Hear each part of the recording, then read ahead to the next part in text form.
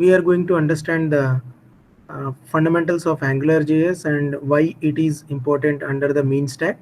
So we will come to understand all these topics, and after that we will see the demonstration of how to use this AngularJS in our mean stack programs. So let us start with the AngularJS introduction. So what is AngularJS? AngularJS is an MVC framework for browser-based apps uh, for the providing user interfaces.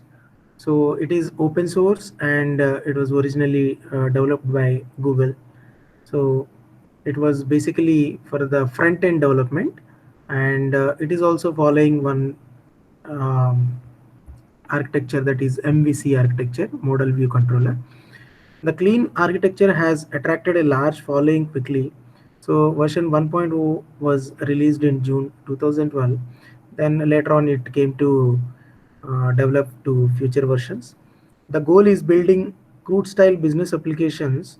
So if you want to quickly develop some business applications providing rich interactivity, then it is the best suitable candidate for that.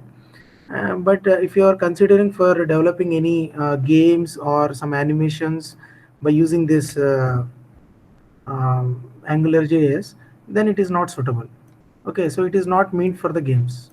So only if you want to have some business kind of solutions which are based on some crude operations for the data, then you can safely take this as the option for having the front end implemented in that.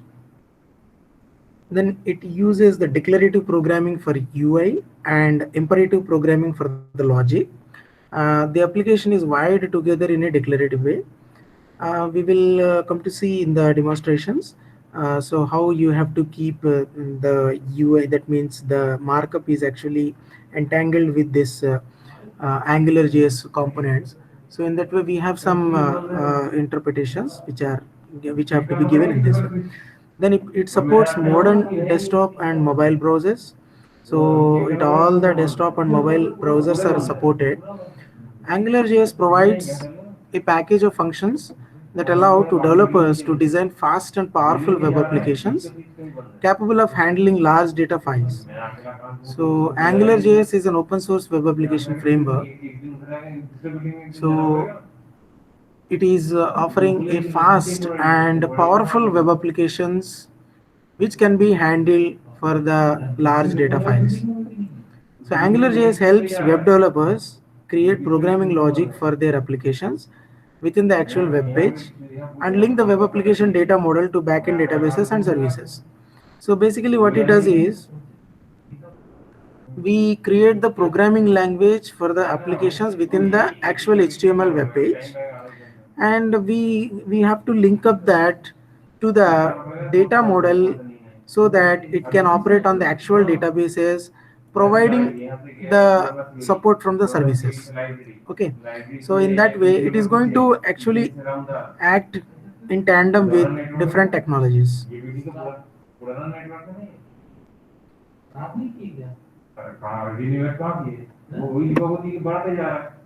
And key features: model view controller architecture, a well-known and proven architecture. So this is the first key feature of this uh, AngularJS. Then it is having some important functionality that is called as declarative two-way data binding.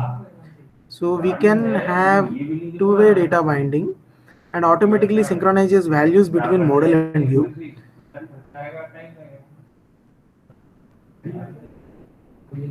Okay, so it automatically synchronizes values between the model and view. So data binding is providing so that it is offering the glue between the model and view. Dynamic templates makes it very easy to update the user interface. Dynamic templates makes it very easy to update the user interface. Then dependency injections, code dependencies are automatically injected wherever they are needed. So code dependencies are automatically injected. So we will see all these functionalities, what is the dependency injections, and we will come to know what is actually the data binding, and how the templates, the dynamic templates can be taken for advantage for creating the best user interfaces. Then extends HTML with directives. Lots of powerful standard directives are already there, which are by default given by this AngularJS. But if you are not if you are having some separate way of doing that, you can create your own interfaces also. Then build with testing in mind, so makes it much easier to unit testing different parts. So these are the key features. So these are the key features of the AngularJS. MVC architecture is there, declarative two-way data binding is there, and we can provide dynamic templates. Then dependency injections, extends HTML with the directives. So all these are actually the key features of having this AngularJS. Some advantages of the AngularJS: the ability to make well-organized single-page apps. So nowadays the concept is called as single-page apps are there. So they are very easy to they are very professional looking, and they are very easy to create. And single-page apps are mostly driving for some static websites and some simpler user interfaces that you want to create. So we can have this technology AngularJS for this single page applications. The ability to bind the data to HTML. Also, we have the ability to data binding, provided that is to the HTML. Create powerful and easy to maintain web applications. And then testable code, separation of the component responsibilities, reusable components, greater functionalities with shorter code, compatibility with all major browsers and mobile devices. So some of the advantages of the AngularJS. Again, we have some different advantages.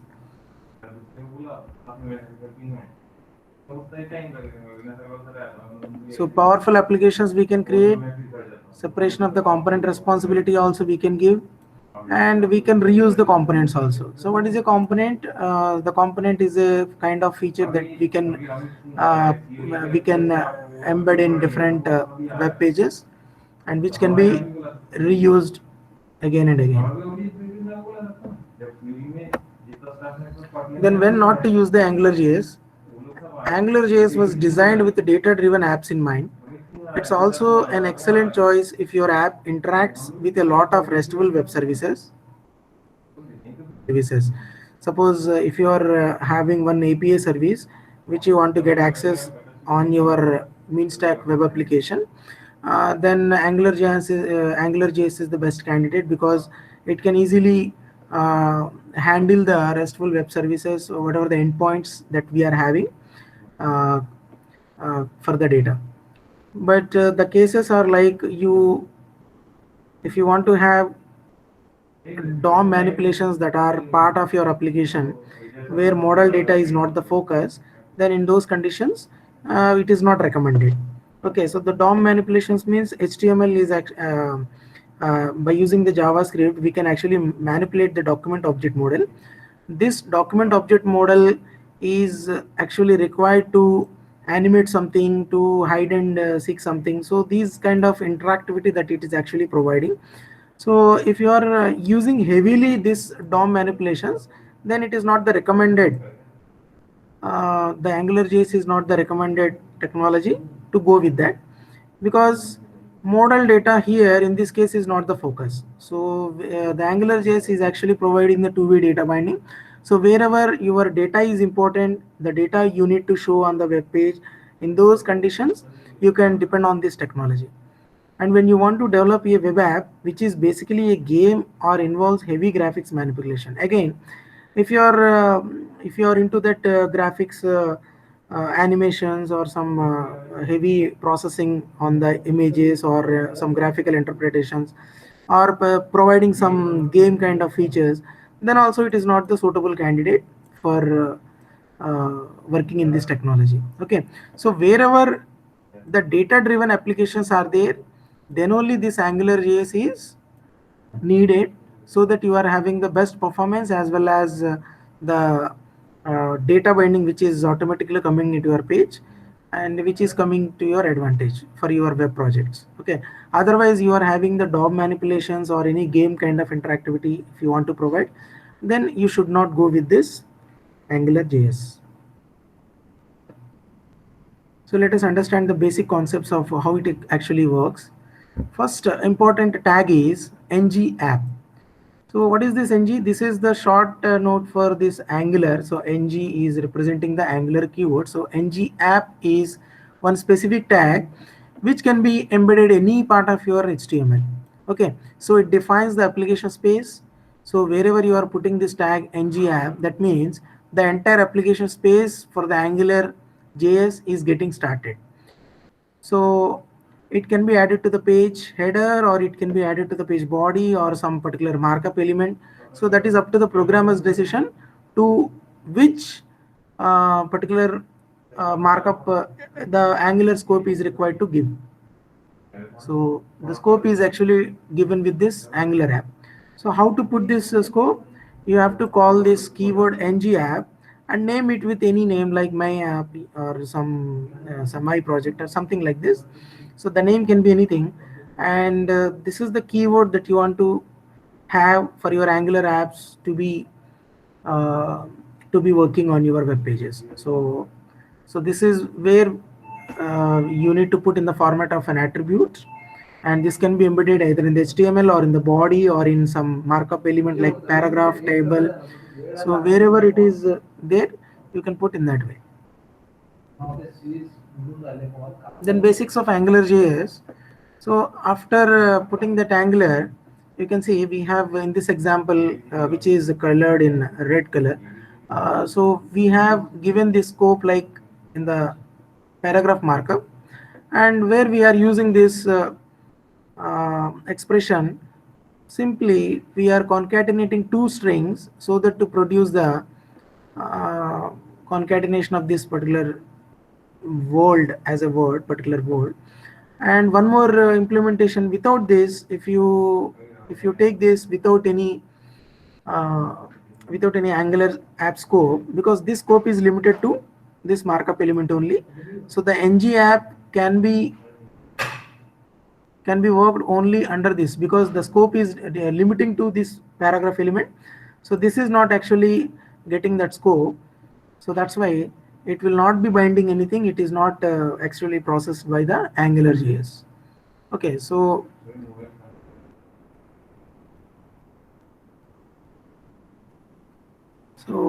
this is a library where the angular.min.js is the minified version of this Angular JS library, which you can download and put into your JS folder, or sometimes you can take any online resource of this Angular JS library also. So anyways, the library has to be taken in the first as a dependency, then only this ng app, ng data, all these keywords are getting available in your web page. Okay, so this is the starting point of using this Angular in any given web page. One more example we will see. This example is having, again, the scope is defined at the HTML markup level. Then this is the script we are going to refer from your web page, and then there is a model which is attached to this input type text. So this can be with any name. So you can provide the name of this particular model, suppose company or products, whatever the information that this data is having. So name that to this ng model and simply bind this to this expression. So as soon as you got this data, it is actually dynamically getting printed by replacing this your name ng model. So in that way, the Angular is actually taking care of all the binding features which we are required to do, so that to provide the sophisticated operations like the data coming from the databases, you can directly show up on the user interfaces by using the web pages. Okay, but first of all, the foremost requirement is you need to give with this ng app keyword. Without using this cannot be interpreted by the Angular JS library, and you need to have this dependency, which is a library for all the web pages. You need to give with this library. Then take the model ng model. Okay, so then ng controller binding the data. So all these are the other implementations. Then model view controller. Model view controller, through MVC, we apply the principles of separation of the concerns. Okay, so MVC is basically for clarity of the uh, different components of your application. So some are mainly dealing with the databases only, so that can be treated as model. Some are basically only for the purpose of the user interface creations, and some are for the business logic.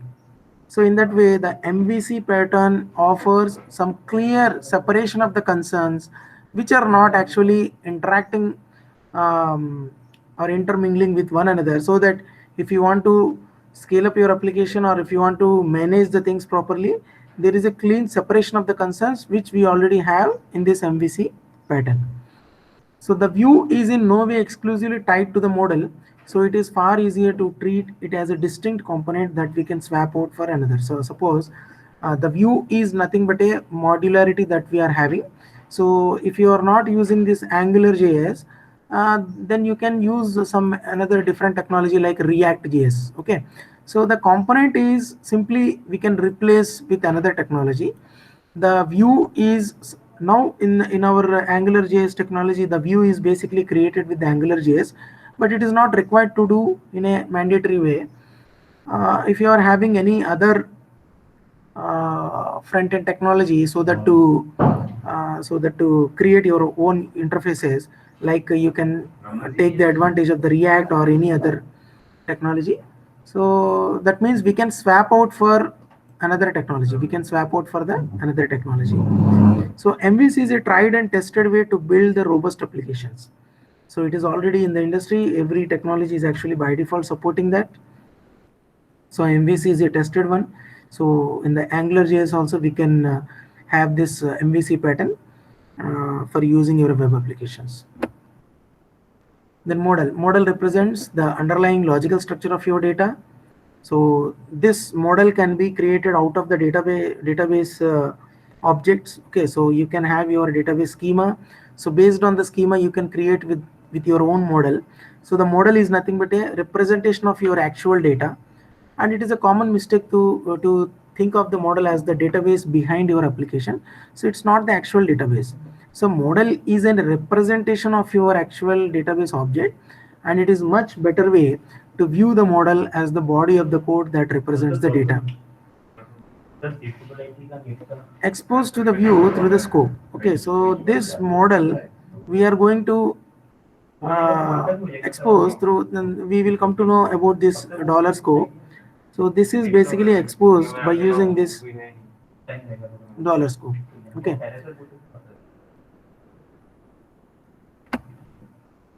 A view is the body of the code that represents the user interface, all of the things that the user can see and to which the user can respond on the screen, such as buttons, dialogues, and so on. So everything is coming on the interface is nothing but the user interface components that you are creating, and all that entire user interface is called as a view. Okay, so this is basically created with the body of the code either in the HTML or by taking some advantage of the Angular or some front-end technologies. An application generally has multiple views, and each view often represents some portion of your model. Okay, so if you are having an application, that means you are going to have some views, and each of the view is basically representing a portion of your model. Okay, so anyway you are going to have a basic data model that is available, so that you want to lay out your user interface based on the model, and accordingly the views can be created. Then data binds to the model. So the data is actually binding to the model, and accordingly the view is getting created. Calls the functions on the controller. So view is what is the functionality of the view is. It is basically calling the functionalities which are provided on the controller. the functionalities which we have given on the controller, it is going to be invoked by using this view. So view is the triggering mechanism where the user can click some button, where user can select some drop down list, or where user can type something. So all these actions you can handle from the controller, and accordingly some decisions can be taken. Because the controllers are the business logic layers, there the accordingly the functionality can be navigated as per your requirements. Then controller, you can think of the controller as the intermediary for the view and the model. So this is basically the brain of your entire application. So this is working as an intermediary for the view and the model. Okay, so you can see that the lines of communications corresponding to this idea. So view is depending on the model, and similarly model is view is getting the data from the model, as well as model is giving the data whenever it is required by the view. Similarly, the controller is actually working both with the view as well as with the model. So in that way, we have some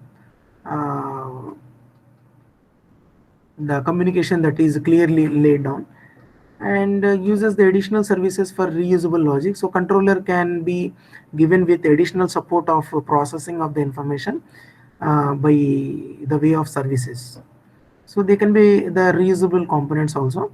So basically what we need to understand is controller is the main functionality which is offering the specific capabilities of a particular application by interacting with the model as well as with the view.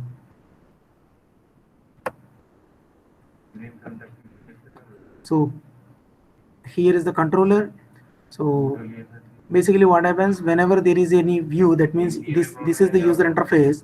Whenever any user is clicking a button or some action is being given by that user, so basically what is happening, the view is notifying the controller. So accordingly the controller is going to look up in the model. So for the required functionality, there will be a already created model. So it is going to look up the model, and the model is getting the data from the database. And what happens, as soon as this model is getting updated, view is automatically observing that model, and accordingly it is getting back the data directly. Okay, so it is getting back the data directly because it is bind to this model. It is automatically bind to this model. The view is binded to this model. So whenever there is any change happening in this model, automatically the view is getting updated. So this is also getting updated dynamically. So in that way, the controller ensures some required functionality that is actually kicked in whenever any notification is coming from the view. So this is how the model view controller actually works in the MVC architecture of this AngularJS. Then services are the reusable pieces of business logic. Separation results into the reuse and testability. Services are the reusable pieces of the business logic. Okay, so you can have your independent business logic components that are already created and which you can reuse for some specific functionalities across different pages. So what it gives the separation of the results, and it provides the reusability, and better testability is also there, because only for one time we have to test it in a proper way, and from then on it can be reused without any without any further issues from this component. And this is offering the much better testability also, because the component once is tested, again the same component if you are reusing, the testing time is also somewhat reduced. Created as a singleton object, it is getting injected with AngularJS using dependency injection. What is this dependency injection? And we will see in the further slides. So basically the service is going to be created as a singleton object. Okay, so that means for the entire application only a single object is going to be created, and it is going to be reused again and again. So it's not like that multiple objects are getting created and all those are different objects lying in the memory. It is only a single object, and it is going to live for the entire life cycle of this application, and once it is over, the singleton object will be removed from the memory. Services are created as part of the module. So one module can take a dependency on the another module. So services basically are created as part of a module implementation only. Okay, so modules are groupings of the related functionality. So modules are groupings of the related functionality. So they can be grouped according to the common features, common functionality, and they can be sometimes used for starting up of your application also. So in that way, the services are a very uh, crucial component in the Angular JS, and without the services, we may be having somewhat limitations, because controllers are basically dependent on these services also. So this is how the services are the actual fourth component in the MVC pattern.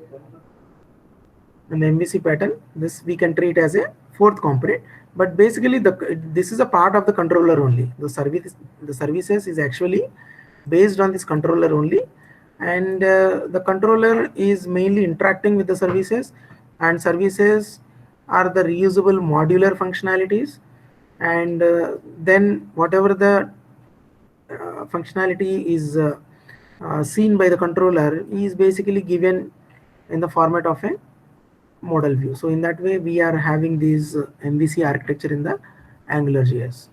And what is the gluing factor in this MVC architecture is, there is a object that is called as $scope. So this $scope is actually working like a glue. So the $scope is the application object, the owner of the application variables and functions, and this is basically the responsible for communicating between the model and the view, and from view to the controller, or from the controller to the model.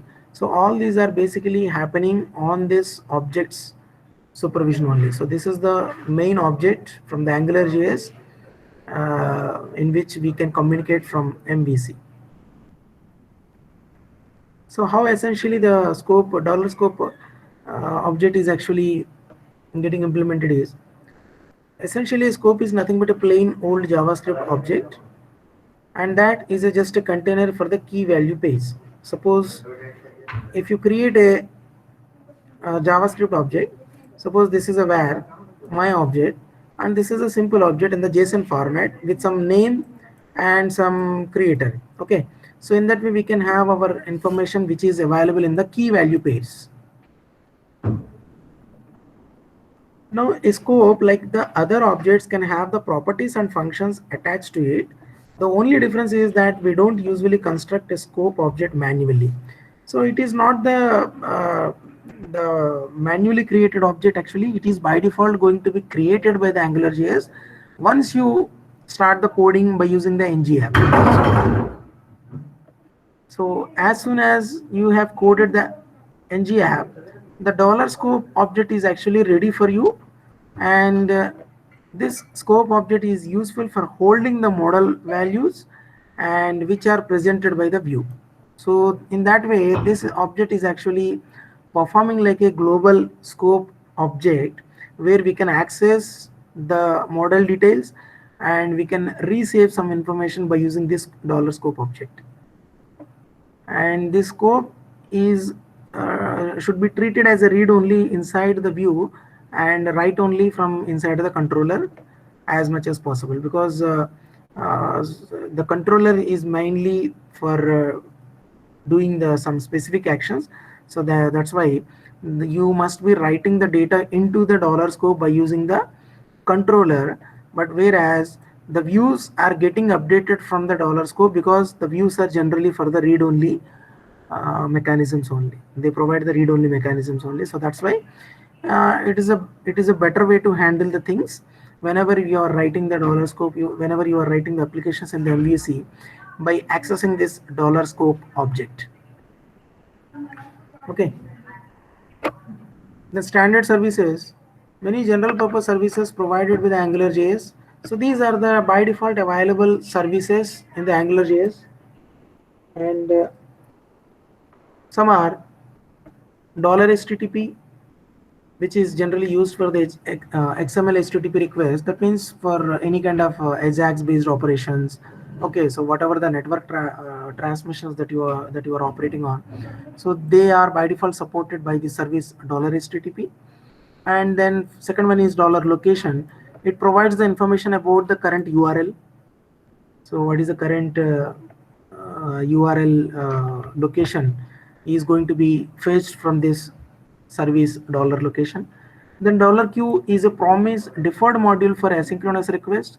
So like we have seen in the Node.js, Node.js is entirely created with asynchronous operations, and in that promises are a very great way to handle the things. So promise means you just ask the data, and you will not get the data immediately, but after some time you are going to certainly get the data, and that is basically called as a promise. So not only from the database point of view, it can be any data coming from the third-party libraries or any processing that is being done by the Node.js. So they are basically called in a functionality called as promise. So these promises are nothing but the future implementations, and these future implementations we can have as a standard service in the AngularJS by providing this $Q. Then route provider. So this is basically for providing the routes into your single page applications. So SPS or single page applications, you can configure the routes easily by having this service route provider. Then similarly we can have this $log. So logging features can be enabled by this object $log. And similarly we have many standard services which are by default available in the AngularJS. So some are very important, some are less important. Not that you can create with your own services also, and by default these standard services are actually provided. Then filters. What is a filter? When working with the data that has been retrieved from the database, we come across unformatted data, and every time it is not possible to directly display that unformatted data to the end user. Okay, suppose you may be having, suppose for example, you may be having a number that is having too many digits after the decimal point. Okay, and sometimes the people's names that are all in given with the uppercase letters only, and you want to you want to provide the uniformity across your user interfaces, and even though the registration, while doing the registration, some user has written in all caps and some user has written in entirely with lowercase. So all these different implementations have to be streamlined, and accordingly your data should be represented as a very neat and clean kind of like providing the user interface. So naturally you would be wanting to taking a particular middleware where you can provide the data to it, and accordingly it is going to filter that data. It is going to actually do some kind of makeup to that particular data. So accordingly your purpose can be achieved as per your requirements. Okay, so in those cases the filters are very helpful, and data is not always stored in the best format, and when we are presenting the data to the end users, we need a way to deal with such things. AngularJS filters are often a very good way to do the things. So AngularJS filters format the value of an expression for display to the end user. They don't actually change the underlying the data. So this is the most important thing to understand. They actually working on the whatever the fetched data. So basically they are not going to change any underlying data that is on the available database or in the format of a third-party library or in flat files. So they are not going to manipulate the data as such, but simply they will do some formatting on that retrieved data, and that is called as basically a filter. Okay, so we are not going to actually change the database value. So these are some filters that we are going to apply, and what are they?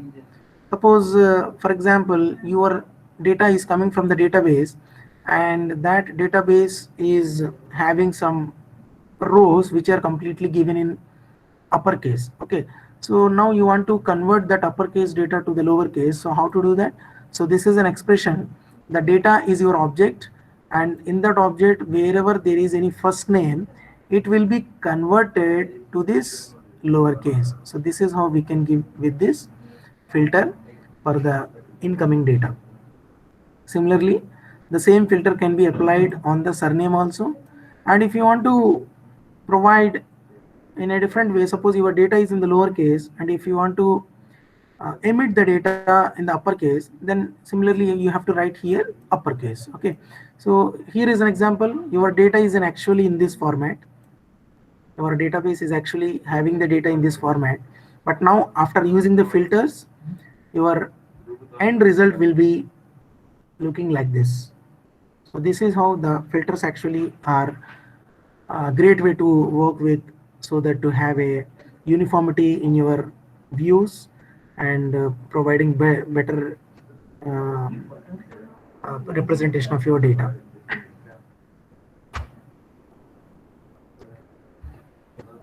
Then number filter. Suppose you will be having the data which is having some multiple digits of after the decimal. Then after this, what you can do, you can provide the filter on the number. Okay, so you can have the filter on the number, and exactly what it does is it actually truncates to the required number. So you will provide the number like 3 or 4. Okay, so automatically the the the remaining digits are going to be truncated, and this is going to be the final result after applying the filter. So in that way we can provide the filters. Okay, so data usage is some 123.66 GB. So we are having the actual data like 66779854 something, but after applying this filter number 2, it is going to be reduced to these 2 digits only. So this is how we can apply the number filter, and similarly we can apply the date filter also. So there are different formats that are available for providing the date filter. So what are they? First one is actual date, that is there, but you can have the formatting as medium, then medium date, short date, then some specific implementation you can provide like with this kind of formatting. So medium means it is appearing the actual date into this format, and medium date is truncating the time information. Short date means simply showing with the digits only, and if you want to have the customized information which is looking like this, then you need to set up with the proper filter formatting, like wherever you are going to take the date mmm, then H means hours, A means whether it is AM or PM. So in that way we can have our filters that are applied on the data. So these are the date filter formats. Okay, so either you can go with the medium, which is finally looking like this, or short. It's a short. Full date, it is going to entirely elaborate like weekday, month name, date and year. And then long date, it is going to truncate that weekday, only showing the month, date and year. So in that way different formattings are available. So as per your requirement, suppose you only want to show the time, then you will be taking this filter as short time. So finally the time will be shown in this way. So these are the date filters that are available. So that means for numbers it is there, for strings it is there, for dates also it is there, and many other are there.